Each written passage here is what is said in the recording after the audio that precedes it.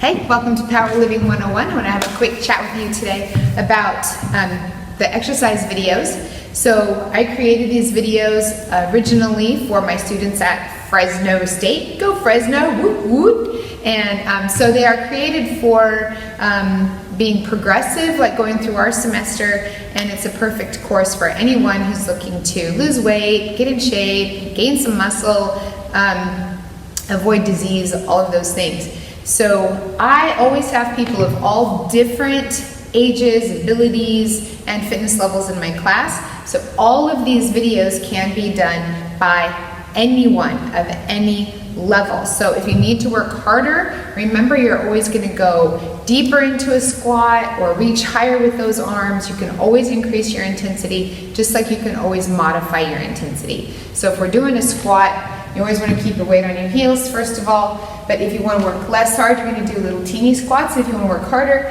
you're going to do bigger squats.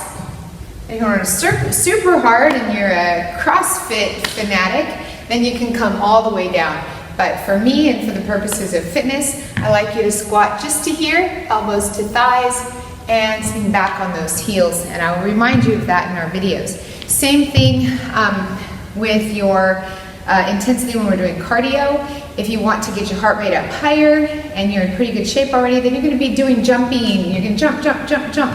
You're going to keep it very low impact if the jumping is uncomfortable for you, or if you're not quite ready to take it to that level. So you can always modify and you can always work harder. So don't let anything that we're doing discourage you. Just keep at it. We don't get up and down off the floor very much, but if you need to do something different than like push-ups, remember you can always do your push-ups against a counter. If you have a countertop, do a chair. You don't want to fall over, but against a countertop will work. Even against a wall, you can do your push-ups against the wall. The further your feet are away from the wall, the harder it will be. But you can always modify. You can always find things to do that will work for you. So the program is progressive.